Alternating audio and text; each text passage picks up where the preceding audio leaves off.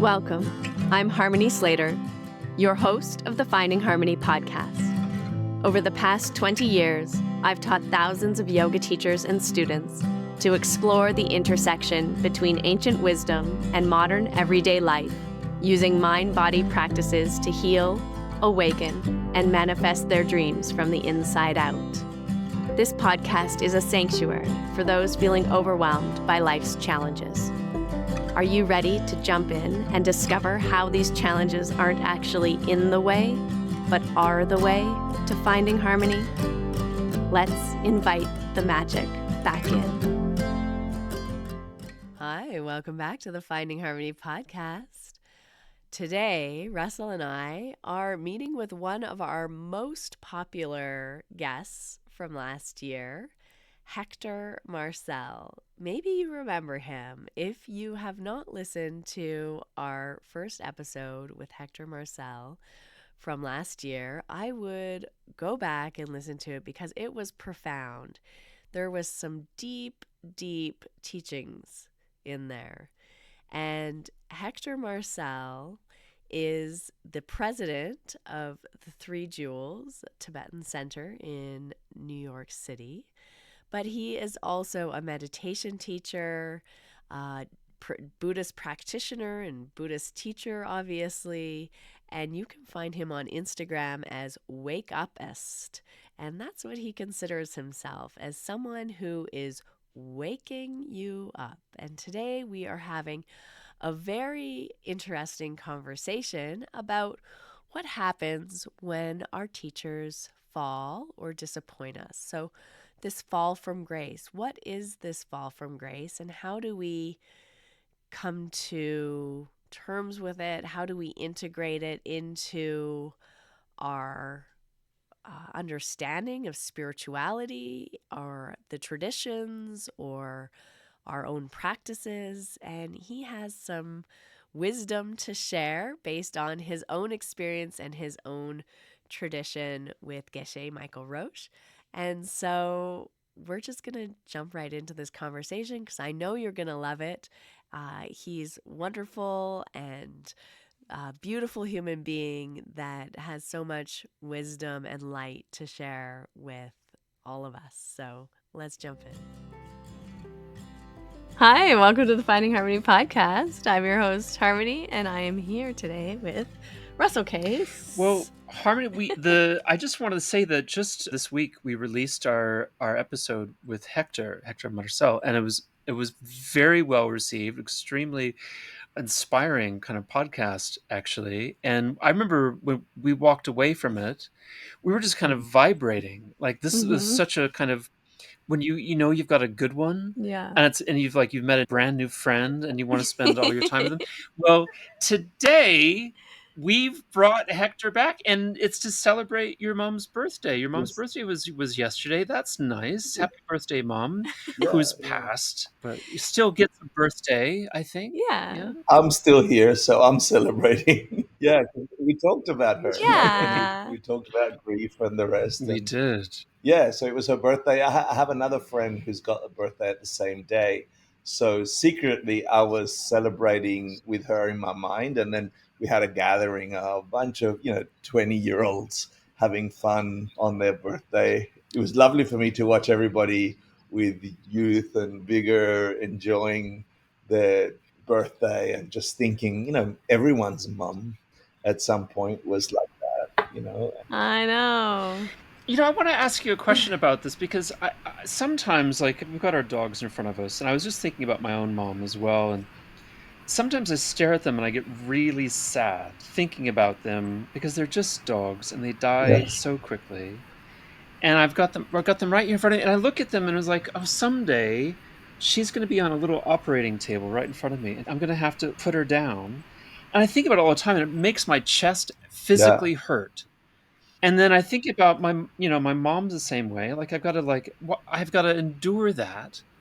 And I'm not looking forward to it. So I don't know what can be done. I mean, you called it, I'm pre-grieving. Yeah, pre-grieving. Is it helpful to? That's such a good question, because if there's anything at all that we do is avoid that question for most of our lives. And I think that's why people grieve. And I think that's why people get shocked. And I think that's why there's so much suffering. We avoid looking at what's the Mm. only reality that we can guarantee is going to happen. Like, and so Yeah. you're asking, is there another way to think about that? And of course there is. Now, Mm. it sounds strange if you've been indoctrinated into death means I have to suffer and grieve and cry and the rest, right? If we've been indoctrinated, that's the only option. If we've been recording that by watching movies and reading books and fairy tales and seeing people grieve, if that's the only Mm. frame of reference, the reservoir of frameworks we have in our minds have available for that inevitable moment, then absolutely we'll grieve and suffer and hurt. Mm. But like I was talking about my mum's passing after decades of Buddhist practice, meditating, one of the main meditations being anticipatory death meditation. Like if you know it's going to happen, Yeah. run your Mm. mind through with some logic, some compassion, and is there a better way to be present while that stuff is happening? And so the mind training sort of Mm. wears that you have a pre-grieving process in a death meditation, right? If you do it for a while.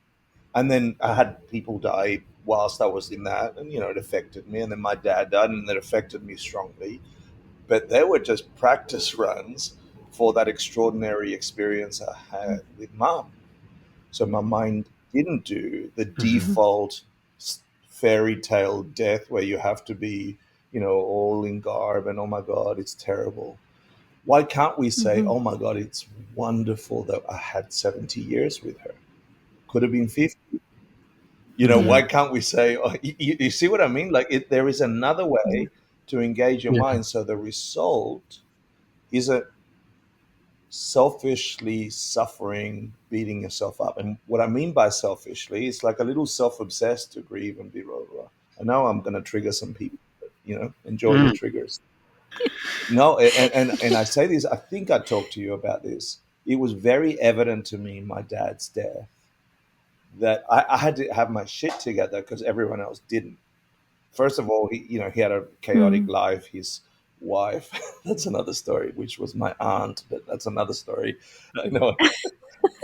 She was like beating his chest. Why did you leave me? Why did you leave me just at the moment of like, if there is a consciousness in that body, the poor guy should have died a little bit in peace so his consciousness had a little bit of a chance to have a better passage to wherever people go or minds go after death, Mm. But instead, he's Yeah. having like this, Mm. the body being,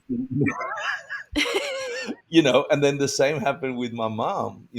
Some of my siblings had a Yeah. terrible grieving reactions, textbook fairy tale, selfish. Oh my God, you're leaving me. My life will be Mhm. different. Who's thinking about the poor bastard on the table? It's probably the most important time of transition from I'm used to being in a body and I'm used to Mm. being a human, and now everything is deconstructing. And if you need peace and quiet and blissfulness and like a little bit of a have a good journey, that's the time if you think Mhm. about it for a little Mm. bit. So that's why I'm saying selfish. So it's selfish to cry and pour your blood and tears all over the person who's actually having the experience. You're not having the experience of dying, they are. Mhm. So for me, after years of doing the death meditation, it was important for me to recognize that the main thing I could do was to create enough positive imprints in my mum's mind through whatever she could master sounds. Remember, I told you I played her childhood songs, and so there was a smile and all the good things that I could do I would do. So her mind was in the highest joyful, blissful wisdom. I knew she grew up Catholic. And so I returned her mind to being Catholic. I put the rosary in front of her. Mhm. She touched the rosary. And so I knew her emotions were flooded with positive, meaningful Mm. experiences. And the theory is If you're in a good state of mind, tomorrow you're probably more likely to be in a good state of mind. If you're in a shitty state of mind today, tomorrow you're likely to be in a shitty state of mind, especially at death. You know, if your mind leaves this experience with a really bad imprint, like someone beating your physical body, and you're like shocked, that's probably not a good way to go on a journey. And if your mind is at peace, or if your mind is in the highest joy, so in the Tibetan system, you try and think of the highest wisdom you gained in this life. So when you go through the death experience, Mm-hmm. you're likely to encounter your mind showing you that. And that creates your next experience of being, Mm. is the theory. So I know that in Tibet they have like a very long ritual. 49 days. Yeah. Maybe you can tell us a little bit more. So there's a bunch of theory based on logic on what happens Mhm. at death, right? So I really like this topic. I know nobody talks about it, but it's the topic everyone should talk about so they're not shocked and afraid when death is coming their way, because it's coming. Well, it's Mm. also one of my favorite topics. I love talking about it. So we're just going to do a death dance here today. I think about death almost all the time, Yeah, Marcia. and so as we're thinking about death, right, it will create a framework of reference for when the eventuality of that occurs. Mm. You only have those files to draw from, because you won't have conscious awareness enough to direct your mind like you would in meditation, because it's too late. Everything's breaking down. Mm. It's like the rocket ship's breaking up. You're not going to go, I wonder if I should look at where the sheets are on the bed so I'll make it all nice. Like you're just in, everything's Yeah. deconstructing. So you got no time really to focus on anything. So you're only on the Mhm. inertia of what you've put in the file system throughout your life. And I know that Mm. because I had a friend in Australia who, before safety was a thing, we were teens, sort of 17 or something. There's these cliffs, like the White Cliffs of Dover in Manly Beach. So if you climb up, there's these cliffs right down to the ocean, like really high cliffs down to the ocean, like life is there, right? And death. And many people jump off of those cliffs to end their lives. And so we'd go and sneak up there at night when the full moon was up. And just to get that peak of fear, like we all get like teenage fear going to the edge. So I was in awe of the ocean just Mm. roaring beneath us. I was like this close to the edge, my feet, like the wind on my face. I'm like, oh, this is like a heart pumping. And he comes from behind me. He grabs my shoulders and he does this to me and says, "Tell your mom I saved you." Oh, There's zero control there. Like your body just reacts and your mind reacts. You see what I mean? Like I would say if he was just playing Mm. with stupid Yeah. teenagers. But that showed me that there is no meditation that can get me at peace at that moment. When life is threatened, Yeah. you're on autopilot. And autopilot is not random. yeah. Yeah. Autopilot is all the stuff you put in the files of your mind through every Mm. experience in your life, Wow. every time you encountered death, every time you encountered fear, every book you read about death and fear, how you think about it. So the death meditation is really useful because you can frame that experience as perhaps being a transition to something Mm. stronger, better. It's not guaranteed. It's based on your own mind. Remember, we talked about emptiness, the pain. Is this the world coming this way, or is the world being framed by whatever thoughts we've got in our mind? So, if the world is framed, this is like the highest teaching from the Buddha. It's not to have a peaceful human life. As soon as you're born, you're guaranteed to die. The point of wake upism, Buddhism, is to change the trajectory to that moment, for that moment not to be death, but maybe to be something more extraordinary. It doesn't have to be death from its own side. If your mind has a different framework, that same experience, heart pumping, elements dissolving, mind being free from the constraints of physicality, you can have an extraordinary experience of being that might be called Buddhahood, might be called something else. It doesn't have to be death. But Yeah. that takes a lot of files. Yeah. I mean, the mind is so interesting. I love this idea of using this metaphor of the files because I've sat a lot of 10-day Vipassana retreats and I always like the first 4 days of silence, 3 days, 4 days. I find it's just like your mind kind of regurgitating or throwing up like all the, and you're meditating, but then you're like watching a rerun of some TV show you watched 6 months ago in your mind's Right. eye. And then you're like back into reality and you're like, Mhm. whoa, where'd that come from? Yeah, yeah, yeah. I have a friend who did three-year retreat. The same. He's like, after a few years, you run out of stories, and then the mind starts throwing what happened to you in high school, in primary school, and eventually you can Yeah. quiet it down. But Mhm. you still got to go through the files. Yeah, it is sort of like a little bit like waves maybe too, right? Because you do reach these states where the mind kind of like is quiet and still, but it takes some time Yeah, to yeah. get there. When you stop the distraction, when you get good at the muscle of returning to your object of meditation, is really Mm, when you can yeah. see that your mind has gone off to the files, and then you're also the watcher of the Mhm. mind, right? So it's a bizarre Mhm. experience to realize you're experiencing yourself. So when you Mhm. Right. identify more with the observer of you, you recognize that all the Mhm. thoughts, you don't have to listen to them. They're just old files returning, Yeah. old boomerangs. Being Mhm. Australian, Yeah. they're just old boomerangs. Yeah. So they're just bigger. When they come back, they tend to be more of the same boomerang. And so once you become the watcher, Mhm. and in meditation systems of Tibetan Buddhists, that's called Shishin, the observer of the mind. Mm. Mhm. That's sort of the Mm. alarm bell that says you're not on your object of meditation. You've gone off to the files or distracted. So when that alarm goes off, a Yeah. guard goes off and says, go back to, with joy, to the thing you were trying to habituate to be on. So that's such a Yeah. powerful exercise. Then who do you identify with? Are you the infinite observer, or are you the files spewing out from the never ending throwing of boomerangs? Yeah. It's like when you get that bug in your computer and all of Windows come up, but you're not the Yeah, yeah. computer either.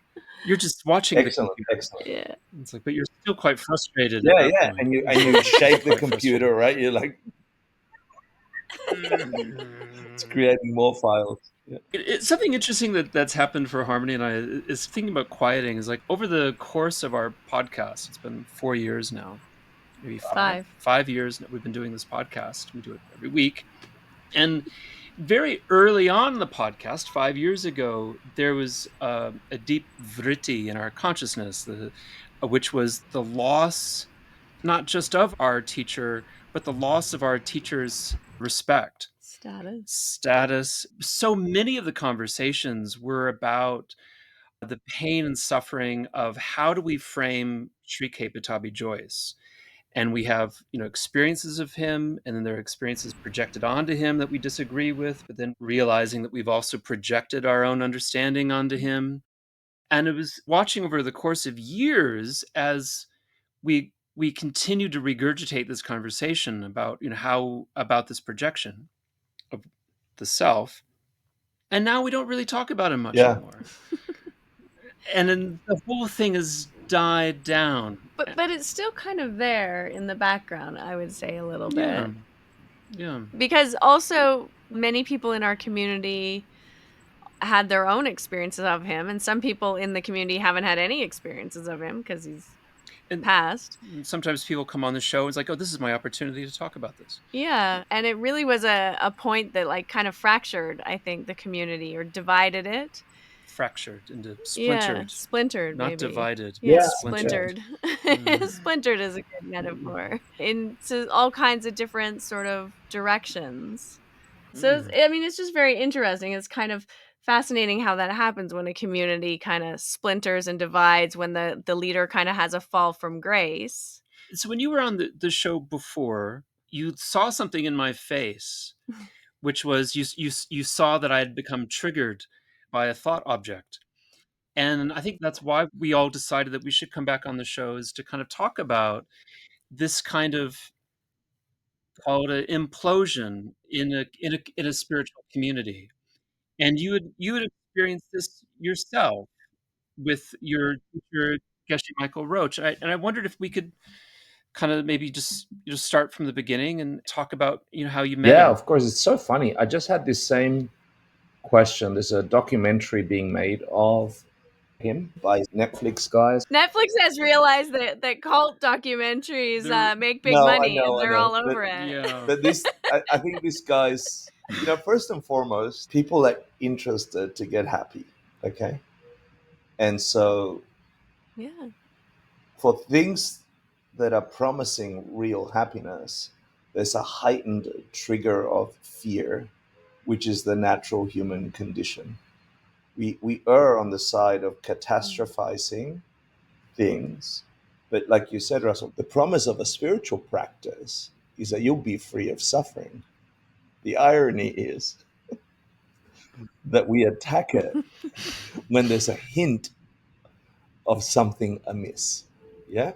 And so our minds, our Mhm. thoughts obsess about, well, that's not right. To the detail, like, my teacher being a monk, mm, I got permission from his teacher to let his hair grow for a particular practice. So he's got long hair. And for those yeah, that didn't have that conversation with his teacher and him, monks and nuns included, who are supposed to be all holy, there was some attacks of Mhm. hair, of hair. hmm Mhm. yeah, You see what I mean? So we all on this rock floating in space without any visible signs of anyone else hanging around us. We are like crabs caught in a bucket wanting to get out, and we're crawling and pulling down all the other crabs to get out. It's our instinct to hurt hmm each Mhm. other as we're trying to, and it's a fear response. And the higher the promise, the higher hmm the fear. And if you don't have your fear or your Yeah. logic or your reasoning or your personal lived experience clear, which is another thing, right? And hmm it's not just a spiritual community. I mean, I ran large organizational change programs in companies that are 5,000 people or more for governments and the rest. And whenever there's any change of guard, the CEO's changed, the vision's changed. Mhm.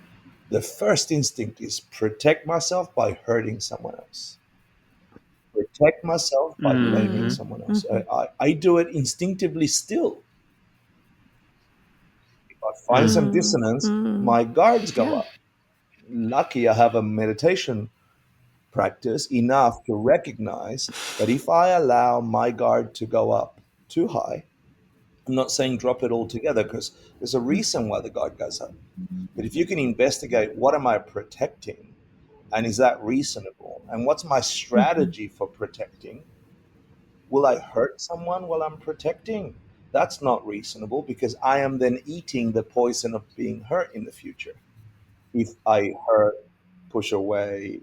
That's why there's all these vows on speaking kindly and not harming others and the rest. Is so you Mhm. don't collect the causes in the file of your own mind, in the boomerang file, to hmm have to experience the result of attacking someone. So the guard goes up because something is amiss. That's good. I want to protect something holy. That's great. Not good. It's great. The strategy to hmm protect something cannot be throwing missiles because that will result in more missiles. Well, that's where we go amiss. Yeah, So I acknowledge that in the Tibetan Buddhist community, the Dalai Lama was attacked for being weird. You know, Yeah. like there's no one's holy here. No one's allowed to be holy in the bucket of crabs, which is a rock floating in space where everyone's triggered because they don't want to be hurt. No one's holy. Okay, every hmm religion's been targeted. The cancel culture was way before the COVID epidemic, and then the religious dogmatic crowd can get together and have the crusades. Like we've got the right to hmm Yeah. harm, and you don't have the right to harm lest you want to be yeah, harmed. So I don't know if that answered your Yeah. question, but what I want to highlight is I'm not shocked anymore to have those conversations. I was just going to say, as an aside, this conversation reminds me of a months-long feud I had with a cleaning lady in a Buddhist temple in Seoul, Korea, who's driven, I'm sure, beside herself with rage by my inability to do any of the Wow. things right in the Buddhist temple. But I was like, I was there every morning to meditate. She No, didn't like it. no. No, So she's it, furious with me. my teacher, so my teacher had, has controversies on the web. I've got people having opinions about me because I run Three Jewels in an irreverent way. I'm not a monk, or I say inappropriate jokes, inappropriate jokes. So people will have opinions, and the loudest opinions are the ones that trigger that response, the strategy to hurt, to protect. Oh my God, the alarms go off. So, you know, this person Mhm. that put some article on Reddit about me quoted me having an inappropriate joke with a friend of mine. They didn't know they were friends, and so suddenly Mm. she's triggered that I am Yeah, abusive to my students or something. And so don't. Reddit's Yeah, perfect for that. It's an ideal forum to make people yeah, feel but worse see, about we themselves. love it. News has been that forever. We love it. We eat it up. The controversy, the fear, we eat it up. Yeah, we do. It gives us a sense of Mm. being and righteous also. My teacher's method, which used to frustrate me a ton. So he would be attacked online when online began, or people wrote articles and so on. All I wanted to do is get on there and protect it. That's not true because I had this experience, and he's like, "Don't, I do not want you to do that." Geshe Roach, we're talking And about. I'm like, Yeah, yeah, yeah. "But it's incorrect what they quoted. It's incorrect what they said. I was there." And he's like, "The more you engage, the more that feeds that thing. That will come. If you're experiencing it, it's your boomerang. You must have talked that way about people in the past. So let it ripen and let it die. Let it ripen and let it die. Do not address it. Do not address it." And, I had lived close to him for so long. I had clarity about what I saw. But my clarity is not everybody else's clarity. And so there's a lesson in there for Hmm. me as a practitioner. You know, each one of us lives an experience of life dependent on the kind of files we've collected in our lives, and according to Buddhism, the lives before. And we're under the hypnosis of that's the truth. But it's the illusion that I see Hector saying something triggering to that guy. It's an illusion for that person, it's not an illusion for me. And this is where practitioners and humans get disoriented. We do not acknowledge our own life experience. This come to Jesus moment I had with all wanting to defend my teacher from what people were saying, where I thought that's not true, that's not true. I had a moment where I had to question, am I following the wrong person? Am I studying from the wrong person? Because everybody seemed to, as in your community, as there was divides and splinters within the community, and then everybody jumps in town. I had to question, am I? And it hurt to question it because I had never questioned it until I read other people's opinions about my experience of my teacher. Hmm. Right. Hmm. Hmm. Other people's experiences of your experience. So when I Yeah. read them, and this is probably one of the deepest human sufferings, I too was lured into the doubt. Maybe my experience was Mm. wrong. And I, Hmm. I, I had Yeah. 3 days where I really spent time meditating and questioning and contemplating. Could I have gotten it wrong? Reviewed 10 years of experiences, reviewed 10 years of study, reviewed 10 years of application for 3 days. If I was sure in those 10 years that I was doing the right thing, studied the right thing, it made sense, it gave me results, why would I spend a minute? If I was sure for 10 years that I had been doing it for the right reasons, that it's working, that it's correct, that the translations are real, etc., why Yeah. would I Hmm. question it for 3 days? If I had a doubt, I've fixed it in 10 years. But suddenly, an internet article, high authority, someone's opinion, a news what story, whatever the trigger is, makes the human mind Mhm. question your own experience of being.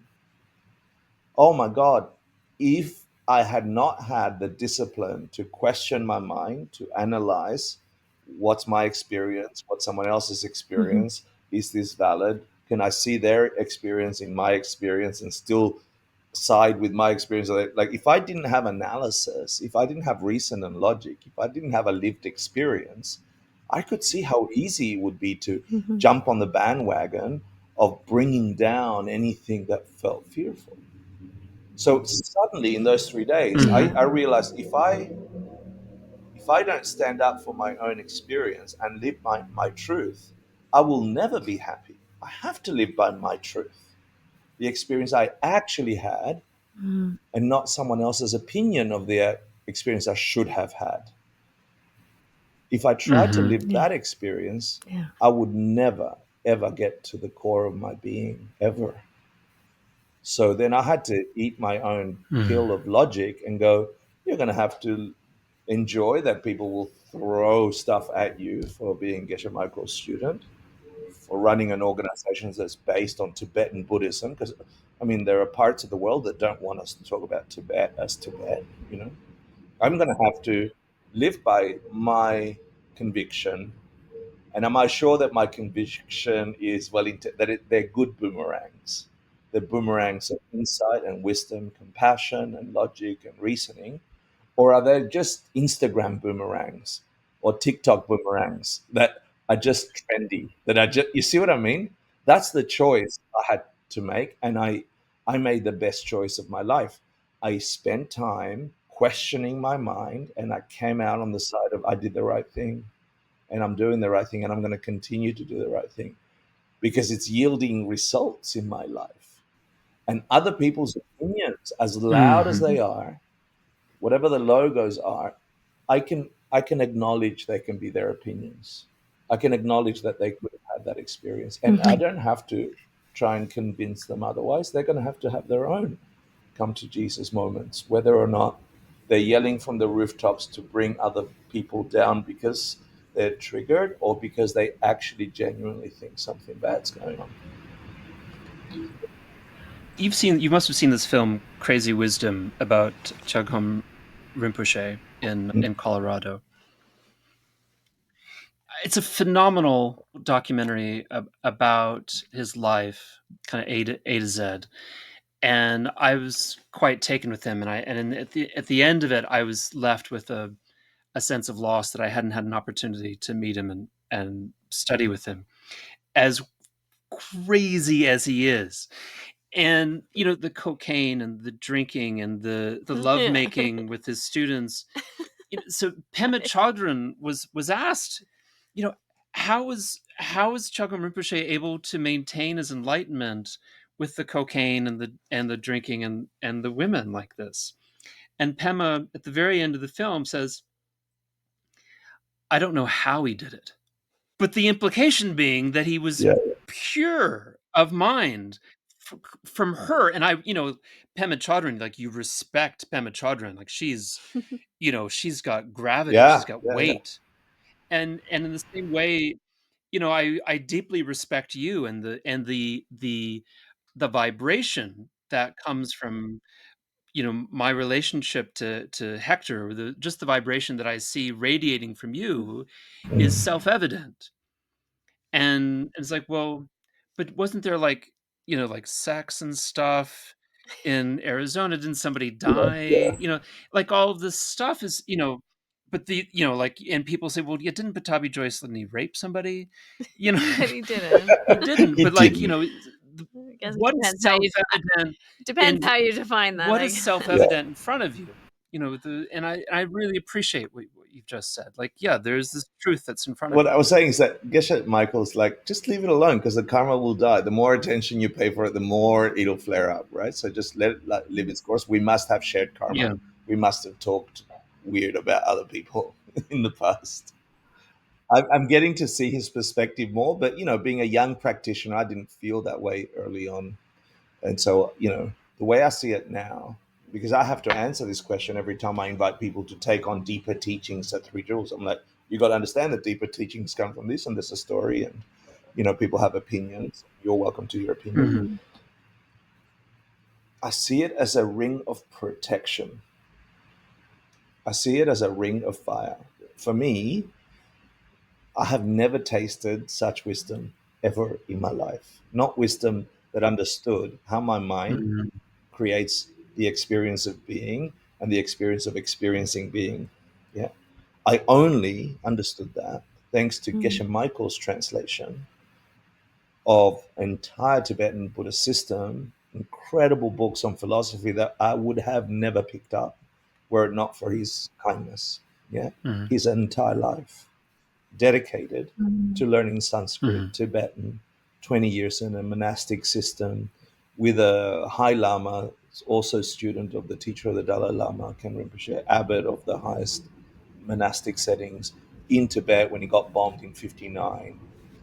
Like, were it not Mhm. for meeting this Western, the first American Geshe in the Tibetan system, the second Westerner, the first American in 1,000 years of monastics, if I had not met him, learned what he translated, because he didn't make up anything. It's not like Geshe Michael's got teachings.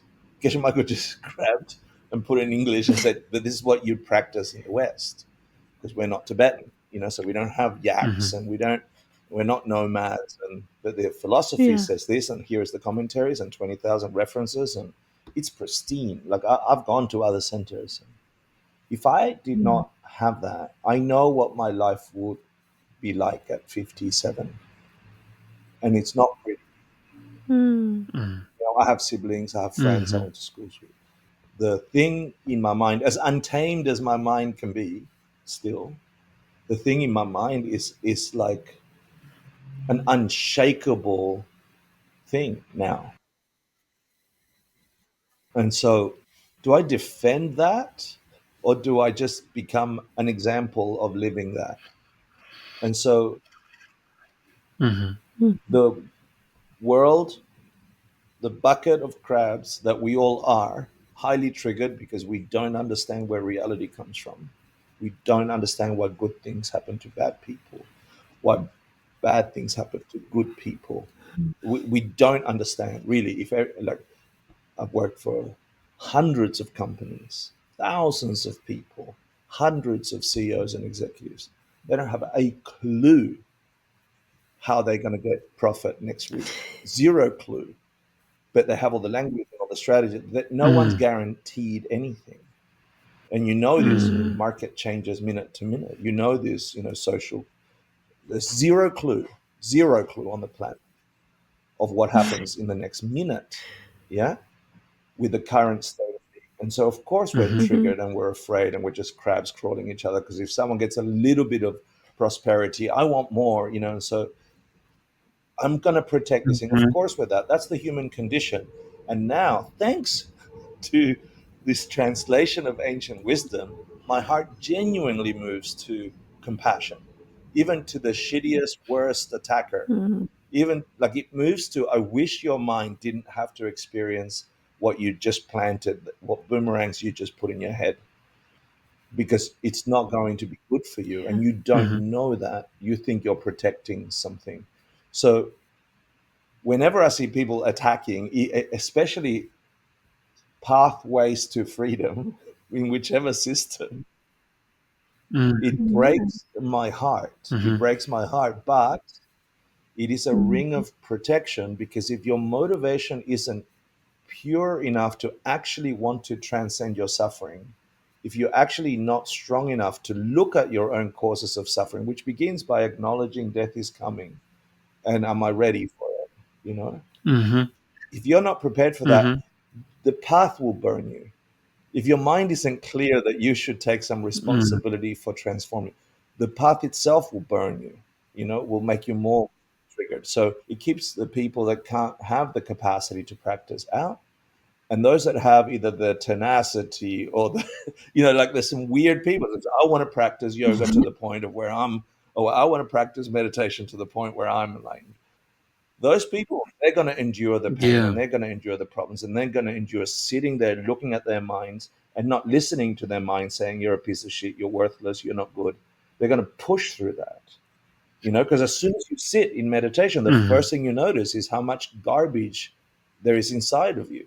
That's hard Yeah. to stomach. And Hmm. so I think that these controversies, these things, are now like a ring of protection for those practitioners that actually want to dive deep Hmm. and have a real experience of being, because it's not easy Hmm. to go inside and look at, you're responsible for your own reality. It struck me at a certain point that the thing that we had done, which we had done before it was cool. Yeah. We had done it when it was just us, and it was, our little nerdy thing that we did all by ourselves, and nobody else did, and nobody had yoga mats in grocery stores on sale. And then we watched it become really cool, and then very suddenly it wasn't cool anymore. I was like, oh, here we are. We're back Yeah, right where we started, doing this thing that yeah. isn't No, that cool, but it means a no, lot you to did. us. You had, and the people in your generation of practitioners. Yeah. Yeah, the same Practitioners. happened with Ram Dass's generation, right? They're like in there, and the same happened to, what was her name, Alexandra David Neal, the first woman to ever walk into Lhasa dressed as a monk. I don't know if you know about her. She's amazing. No, that She sounds she was a amazing. French princess or something, and she's like, "Screw you all! I'm going to Tibet." And they're like, "You can't go to Tibet. You're a woman." So she kept trying, was rejected to enter Lhasa, and she dressed up as a monk, and in there met. And this is in the late 1800s, early 1900s, right? And so Yeah. and so they were all interested in, what was that, the occult, or whatever they called it at that time. The hidden. Theosophy. That's right. I think she was the head of the theosophy, or whatever. So Mm. anyway, so there's been waves of humans Yeah. who want to transcend the limited suffering that humans experience all the time. They want to really get out of the crab bucket, and the strategy is not crawling over all the other crabs, which makes you fall down further. There's got to be another strategy, right? So it might Mhm. feel like drowning, fill up the bucket with water, and then suddenly everyone gets out. I don't know what I just made that up. There might be another metaphor. Yeah. No, but I that's like what it that feels one. like, right? Flood. To Maybe. Yeah. devote yourself to a Yeah. practice, to give yourself to a Yeah. lifelong practice, might feel like drowning, might feel like not what being human feels Mhm. like. So that will transcend your experience Yeah. of being. Looking at the things that humans don't want to look at, taking responsibility for things that don't Hmm. seem to be your responsibility, but with logic and understanding, you're like, I'm the only one having this experience. So can I shift my way of Hmm. creating that experience? All I'm saying is that your generation did something cool. This generation's also doing something cool. We won't see their results until they're 50, and they look back and go, whilst everyone else was on TikTok, I went to Three Jewels. I studied the Diamond Cutter Sutra, or whatever they did. I went to a yoga studio. I met a teacher, and that Yeah. teacher was my doorway to question the way I experienced life. And you Yeah. have it in Dan Millman's Way of the Peaceful Warrior book. You have it in The Alchemist, by Mhm. Coelho. It's not Hmm. just Yeah. Buddhists that own enlightenment. Enlightenment is available to every human Hmm. being.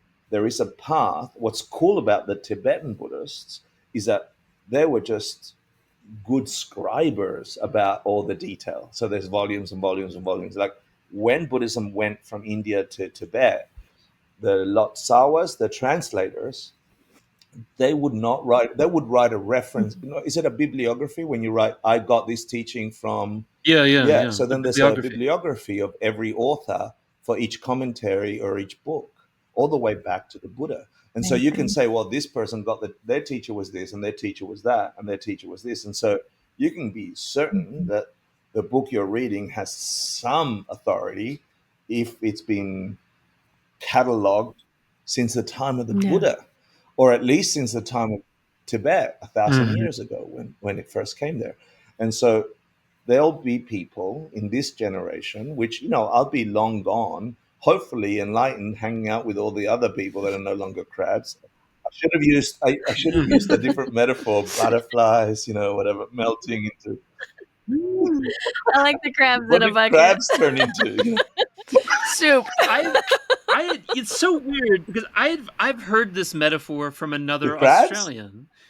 In the crabs in the Forest Sangha tradition at Chithurst, the abbot there in England was at the time in the 2000s was Australian, and he had just come out of a 6-month silent retreat, and it was his first time. He wanted to tell us all about it, and he said, yeah, I just realized that it's just like a bunch of crabs on a plate. Everything in our mind, in our lives, you're just trying to keep one Yeah, crab on a plate all the time until you get to the point where you've got to take refuge because it's too many crabs. I was like, it's like here 20 years later, it's that's another funny. Australian talking to me about crabs. And I should really clean myself. I mean, now that I think about it, like I like the metaphor of crabs because we put on a hard shell, but we're really soft and gooey inside, Mhm. Yeah. tender. Like we wear our skeletons Yeah. on the Yeah. outside.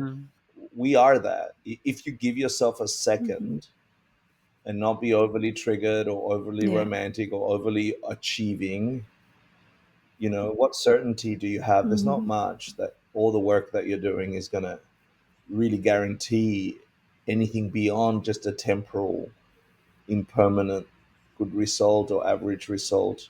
But everyone's ending in the same way. So we take refuge Mhm. in trying to organize our lives to this little tiny thing that is a life, a human life.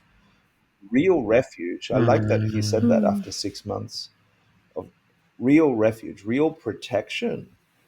I mean, the technical protection of Buddhist refuge is think that the Buddha Dharma Sangha, the emptiness of the mind that experiences itself as enlightened Buddha, yeah, the things that are experienced as things but are really empty of a nature, and so a piece of music can move you to tears so you can hate it, but the music is empty of a nature. It's dependent on Mhm. the construct of your own mind, just like a Buddha's perception of themselves is dependent on the boomerangs they threw, right?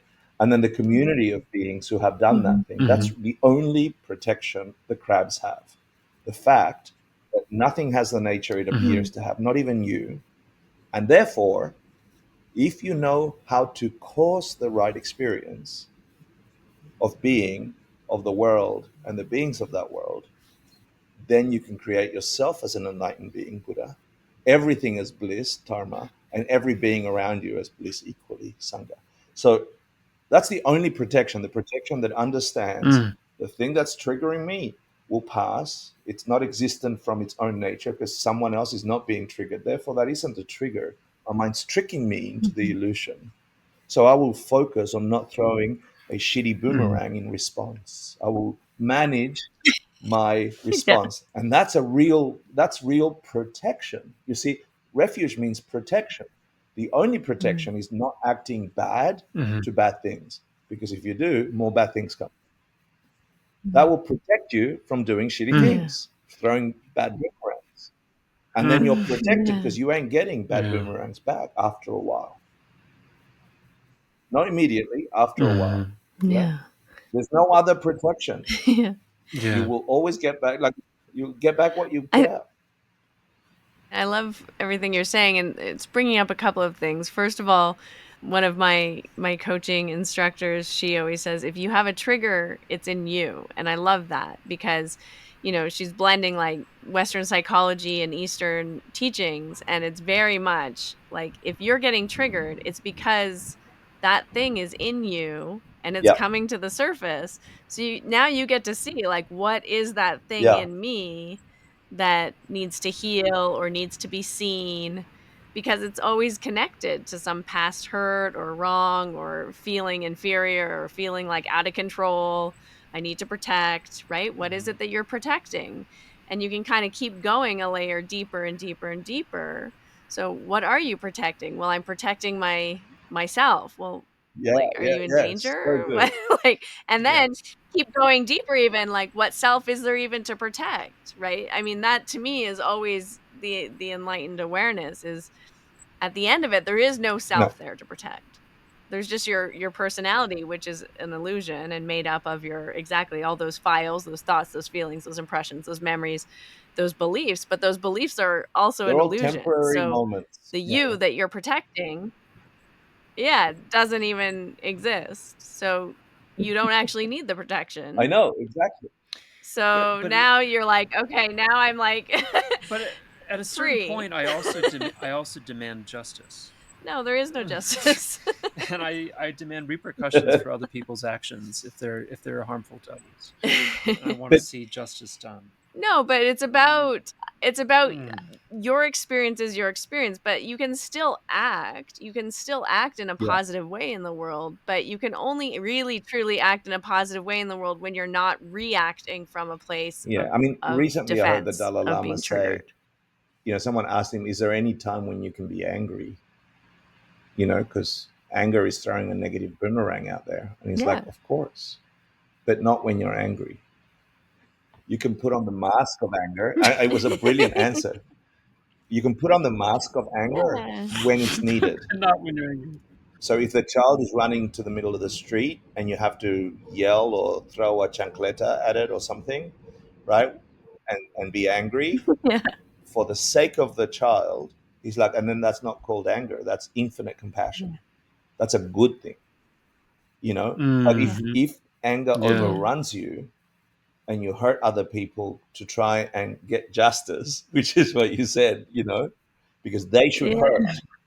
Yeah, Yeah. because I got Yeah. hurt. They should hurt. That's Yeah. Mm, that's not protection. yeah. However, like when I love that question of justice, what is justice, right? Is justice that someone must get their dues because I got a bad feeling, so they should hurt as much as I hurt? Or is justice the consequences, the must have consequences of every action? Because if you look at karma, right, which says every action has an equal and opposite reaction, especially the ones in our consciousness, there is no higher justice. There's no judgment Yeah. there whether morally you should be hurt or morally you should be loved. It's just a simple equation. The more you love, Hmm. the more you'll be loved. The more you hate, the more you'll experience being hated, etc., etc., etc. It's perfect justice. Yeah. There is, and that's what I think is amazing about the understanding of the universe in this way. If the laws of cause and effect, which include consciousness, which we call Mhm. karma too, if that is the way that reality exists, it's an echo back of what we've put out. Yeah, if that's reality, then Mhm. Hmm. everyone's just. There is justice, and then there's a big debate, right? Hmm. Is life and experience predictable, just, or is it random? Because you can't have both. You can't have sometimes random and sometimes caused, Mm. right? So this is a whole debate in Buddhism, Hmm. and the people that won the debate are the ones that things are caused. They're dependently arising. Nothing isn't Right.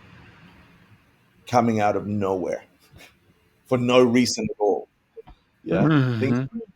and then they throw Hmm. you what they call a prasangika, a ridiculous consequence, which is like then a flower would grow in the sky, just out of nowhere. Like at any random Yeah. moment, you would see flowers in the sky. Yeah. And that's not the way that the world works. Yeah. Right. On LSD, it is. but I've done that. but In fact, I've seen that.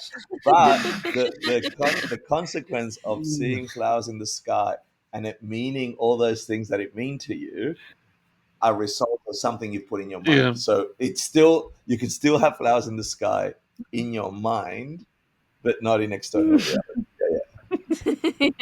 It's a good debate. Yeah. All right. Fair point. I think that's so interesting. Like, because it is something that people, my mom, I always see, she ran into my son Is the he other day okay? in an elevator, totally. Randomly.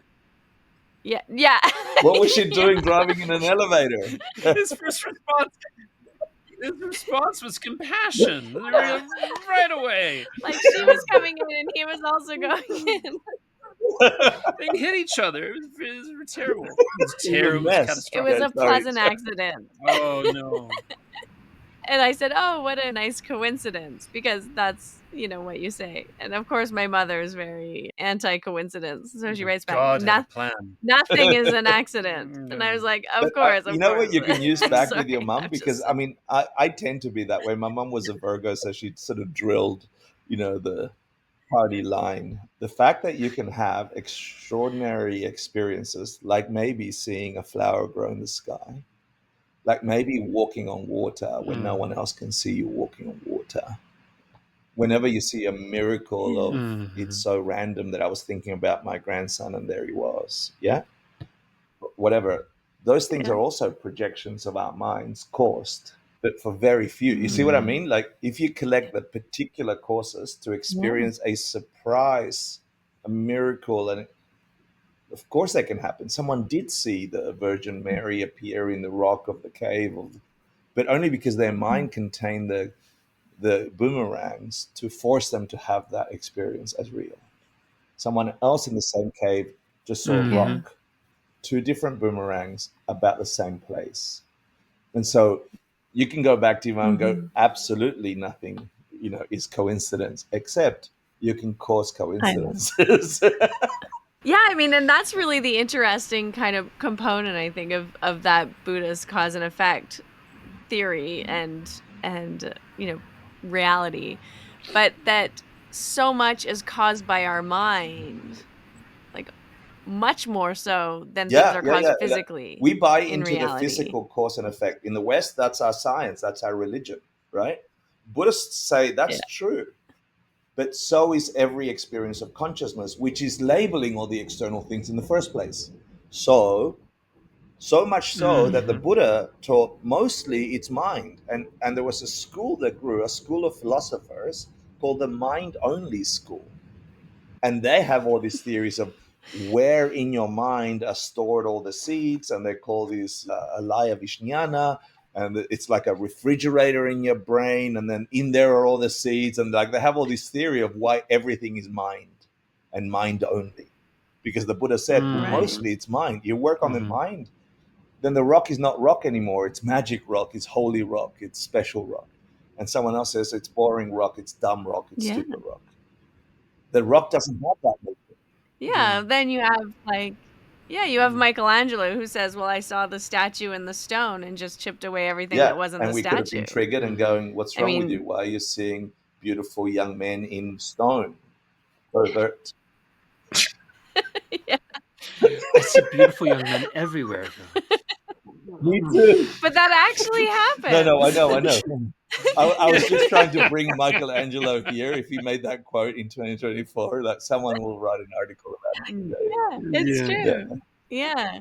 I think that link to the feeling the need to protect either yourself or others because, and that being the impetus of negative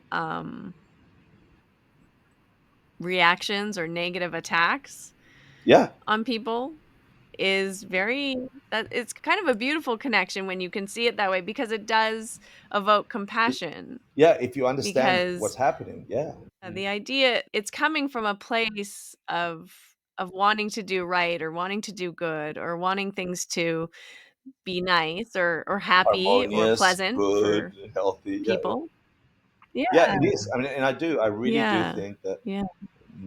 we just have the wrong strategy for trying to act on that hope. So I believe everyone has hope, Mhm. and what we have a misunderstanding about is the strategy which will deliver that hope. And that's what I'm grateful for, having studied what I've studied and practiced what I studied and try and get Mm-hmm. it wrong and and get it right and fail at it. But it Yeah. served me in a way that nothing else on the planet has served me, and I can't give away the experience. I teach everywhere. I do teacher trainings. I do retreats. There's no amount of me saying words that will deliver someone else this experience for Mm. themselves, and that makes it like a little painful. what is the right words? There aren't any words. Other people have to collect the good boomerangs themselves to not see themselves as crabs. Other people have to collect the good boomerangs themselves, not to see themselves as crabs. Well, I just want to thank you so much for coming back on and having this Yes. conversation with us. It was beautiful. Thank We you. got so much more. We're Yeah, more awake. You've done your great. job. Wait, before you go, I'm excited to share a special opportunity with you, our Finding Harmony community. This March, come join me and Russell in this beautiful town of Gothenburg, Sweden for an immersive 10-day yoga journey from March 21st to the 30th. There's different options for you. There's 2 weekend workshops and a full week of Mysore. You can come for the full 10 days or split it up. It isn't just another yoga retreat, though. This is going to be a comprehensive exploration of practice, combining traditional asana with deep therapeutic work, meditation, and also deepening your esoteric understanding of the practice. We'll be diving into possibly some spinal energetics, some somatic practice, the art of back bending and hip opening, weaving together all of the philosophy and practical yoga tools and education you could want. This is going to be an amazing time, whether you're a seasoned practitioner or you're brand new to yoga. There will be something in this retreat for you. So I would encourage you to come. Bring your family, rent an Airbnb. Spaces are limited, so be sure you book your space now. And to learn more about this transformative experience and to secure your spot, you can visit my website, harmonyslater.com, or just shoot me a DM on Instagram. My handle is Harmony Slater Official, and I'll send you a link and you can find out all the information there. Thank you so much for listening to today's episode. And if you enjoyed it, please subscribe and leave a review. Share with friends who might find these conversations valuable. Until next time, stay curious and keep exploring your magic. That's it. We've concluded another episode of the Finding Harmony podcast. I just want to thank you so much for doing the work that changes the world, starting with yourself. It truly does make a huge difference. Please make sure you have your automatic downloads turned on wherever you listen so you don't miss any of the upcoming episodes. I have so much more magic I can't wait to share with you. Lastly, if you're on Instagram, I love connecting and hearing from you. So come on over and say hello at Finding Harmony Podcast. And you can also come say hello to me personally at Harmony Slater Official. Thank you again for being here. I cannot wait to share more with you in our next episode.